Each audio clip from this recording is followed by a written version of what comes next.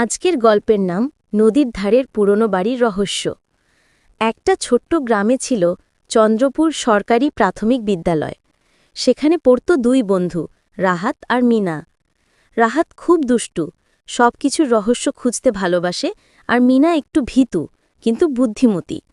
একদিন তাদের বিজ্ঞান শিক্ষিকা রুবিনা ম্যাডাম ক্লাসে বললেন, আগামীকাল আমরা একটা ছোট প্রকৃতি পর্যবেক্ষণ ক্লাস করব। নদীর ধারে যে পুরনো বাড়িটা আছে সেখানে গিয়ে দেখি প্রকৃতি আর ইতিহাস আমাদের কি শেখায়। সবাই খুশি হল, কিন্তু রাহাত তখনই ফিসফিস করে বলল, মিনা, ওই বাড়িটায় ভূত আছে। আমার মামা বলেছে রাতে সেখানে আলো জ্বলে। মিনা চোখ বড় করে তাকালো। সত্যি? রুবিনা ম্যাডাম শুনে হেসে বললেন, ভূত বলে কিছু নেই রে, বিজ্ঞানের সব কিছুর কারণ আছে। কাল দেখা যাবে সত্যিটা কি। পরের দিন সকালেই তিনজন বেরিয়ে পড়ল নদীর দিকে।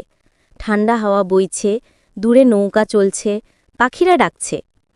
নদীর পাড়ে দাঁড়িয়ে থাকা সেই পুরনো বাড়িটা দেখতে একদম গল্পের মতো। ভাঙা দেওয়ালে শ্যাওলা, জানালায় পাখির বাসা, আর দরজাটা যেন হাওয়ায় কাঁপছে। রাহাত বলল, ম্যাডাম, দরজাটা নিজে নিজেই নড়ছে। মিনা বলল, চলো না, কাছে গিয়ে দেখি। রুবিনা ম্যাডাম টর্চ বের করে বললেন, চলো, তবে সাবধানে। ভেতরে ঢুকতে কেমন ঠান্ডা ঠান্ডা লাগল। পুরনো কাঠের গন্ধ, ভাঙা চেয়ার, দেওয়ালে কিছু ঝুলছে। হঠাৎ ধাম করে দরজা বন্ধ হয়ে গেল। মিনা ভয় পেয়ে চিৎকার করল, ম্যাডাম, দরজা বন্ধ হয়ে গেছে। রুবিনা ম্যাডাম শান্তভাবে বললেন, ভয় পেও না, হয়তো বাতাসে লেগেছে। কিন্তু রাহাত কাঁপা গলায় বলল, না ম্যাডাম, আমি দেখেছি, একটা সাদা ছায়া গেল ওই দিকে। টর্চের আলো ঘোরাতেই দেখা গেল দূরে একটা পুরনো ট্রাঙ্ক। ধুলায় ঢাকা, কিন্তু যেন হালকা আলো ঝলমল করছে। তারা ধীরে ধীরে এগিয়ে গেল। রুবিনা ম্যাডাম ট্রাঙ্ক খুলতেই ভেতরে পাওয়া গেল একটা পুরনো ডায়েরি আর কাঠের ছোট বাক্স। মিনা বলল, ম্যাডাম, এটা কার? রুবিনা ম্যাডাম ডায়েরি খুলে পড়তে লাগলেন। আমার নাম করিম বক্স।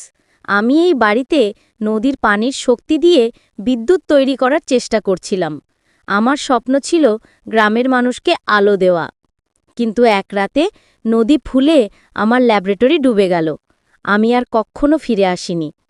রুবিনা ম্যাডাম থেমে বললেন, দেখলে, ভূত নয়, এটা এক বিজ্ঞানীর ডায়েরি। রাহাত অবাক, তাহলে রাতের বেলায় আলো জ্বলে কেন? ঠিক তখনই ছোট বাক্সটা হালকা ঝিলমিল করতে লাগল। রুবিনা ম্যাডাম খুলে দেখলেন ভেতরে একটা পুরনো ব্যাটারি ডিভাইস, এখনও কাজ করছে। এটাই করিম বক্সের উদ্ভাবন, নদীর পানি থেকে তৈরি বিদ্যুৎ। মিনা আনন্দে বলল, মানে ভূতের আলো না, এটা ছিল বিজ্ঞানীর আলো।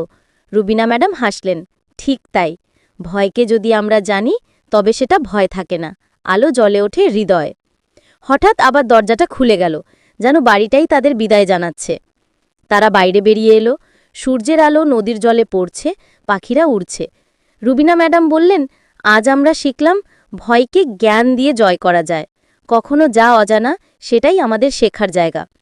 রাহাত বলল, তাহলে কাল স্কুলে সবাইকে বলবো ওটা ভূতের আলো না, বিজ্ঞানীর আলো। মিনা হেসে বলল, তাহলে গল্পের নাম হবে আলোর ভূত। তিনজন হেসে হেসে চলে গেল। দূর থেকে পুরনো বাড়িটার জানালায় ছোট্ট আলো জ্বলতে দেখা গেল, যেন বিজ্ঞানীর আত্মা খুশি হয়ে বলছে, তোমরা আমার স্বপ্ন দেখেছ, ধন্যবাদ। রাতে গ্রামের লোকজনও অবাক, আজ নদীর ধারে আলো জ্বলছে, কিন্তু ভয় লাগছে না। গ্রামের বাচ্চারা বলে, ওটা করিম দাদুর আলো, আমাদের বন্ধু। তারপর থেকে কেউ আর ওই বাড়িকে ভয় পায় না। বরং যখন রাতের আঁধারে নদীর জল ঝিলমিল করে, তখন গ্রামের লোকেরা হাসি আর বলে, দেখো, আলো আবার জ্বলে উঠেছে।